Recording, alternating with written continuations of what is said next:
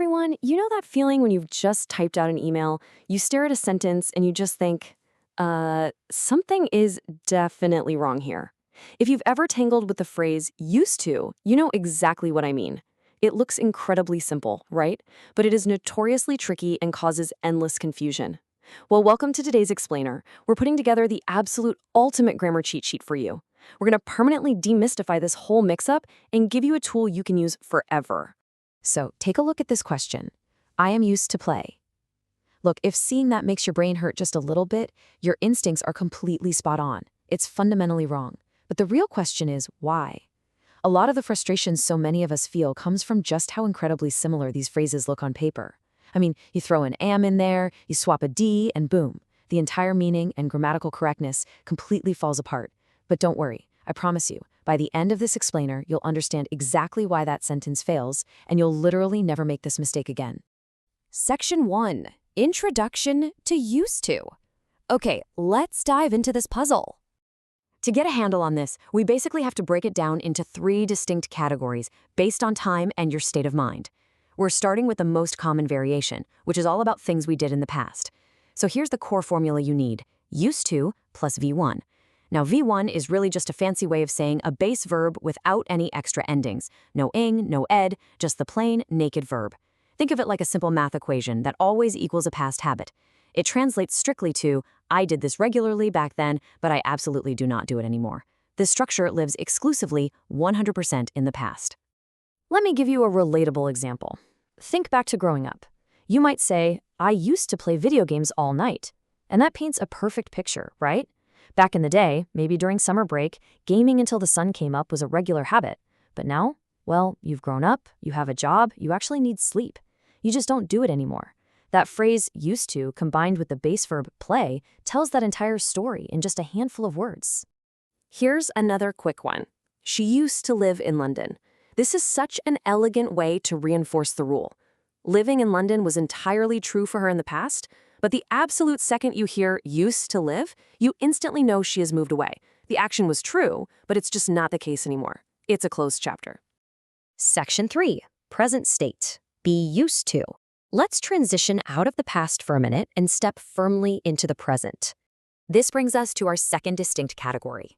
We're not talking about habits we left behind anymore. This is all about our current state of mind and what feels totally normal to us right now. And what's super interesting here is the precise grammatical shift. Look at the formula. We've added something to the front and something to the back. Now we have a to be verb, so am, is, or are, sitting right before used to. And immediately following it, we have to use either a noun or an ing verb, which grammar nerds call a gerund. Essentially, this equation just means I am accustomed to this. It's not hard, it's not weird, it's just your normal. Let's bring that to life a bit. I am used to waking up at 6 a.m. For some of us night owls, that sounds like an absolute nightmare, right? But if you've been doing it for months, your body just adjusts. When that alarm goes off, it doesn't shock you anymore.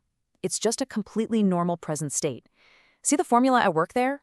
I am is the to be verb, and waking adds that mandatory ing ending. And honestly, this structure is incredibly versatile. It works flawlessly with simple nouns too. For instance, he is used to the cold weather. Cold weather is just a noun, and the sentence just means he's perfectly comfortable in it. Also, check out that second example. We were used to working under pressure. You can actually shift that to be verb into the past tense, were, to describe a state of normalcy that existed back then. We were accustomed to the pressure. It was just normal for us. Section 4, the process of adapting. Get used to. All right, let's look at how this builds into our third and final time state category. We've covered the closed past, we've covered the comfortable present, but what about that messy space in between? This third structure is your bridge. It's all about the active process of adaptation. Here's your formula. Get used to, followed once again by an ing verb or a noun. The word get is really the star of the show here. Just think about what get usually implies in English. It almost always suggests motion, a transition, or changing states. And that is exactly why we use this formula when we are currently adjusting to something new. It might be unfamiliar, it might be tough right now, but we are actively working through it. And this brilliantly illustrates the point. I am getting used to driving this new car. Imagine you just bought a brand new car. Maybe the brakes are super touchy, or the dashboard literally looks like a spaceship. Those first few drives, you're struggling a bit, but you're learning. You are in the active, moving process of adapting to it. You are getting used to it. What I really love about get is how easily you can shift it through time. You can talk about a past struggle. It was hard at first, but finally I got used to working night shifts. See, the action of adopting is now complete. Or you can flip it and use it as a reassuring promise about the future. Hey, don't worry, you will get used to it. It acknowledges that it's uncomfortable right now, for sure, but it guarantees that the adaptation process is going to happen. Section 5. The main trap. The disappearing letter D. Okay, so just when you think you've completely mastered all the rules, we have to navigate the biggest trap of them all. This is the exception that trips up literally everyone, native speakers included. I like to call it the mystery of the disappearing letter D. It's practically a grammar magic trick. Whenever we talk about past habits, but we make them negative, we bring in the helping verb didn't. Now look at this incorrect phrase. I didn't used to smoke. I know, it looks right, but it's totally wrong. The correct phrase is actually, I didn't used to smoke. It's crazy, right? When that helping verb didn't shows up, it acts like a thief. It completely steals the letter D right off the end of the word use. And guess what? This disappearing D rule applies equally to asking questions, not just negative statements. If you kick off a question with the word did, that D vanishes again. Did you used to wear glasses? Notice there is absolutely no D on use. The word did is already carrying all the past tense weight you could possibly need, so use just reverts right back to its base form. Seriously, keep a close eye out for this trap in your writing. Section 6. The quick formula to remember.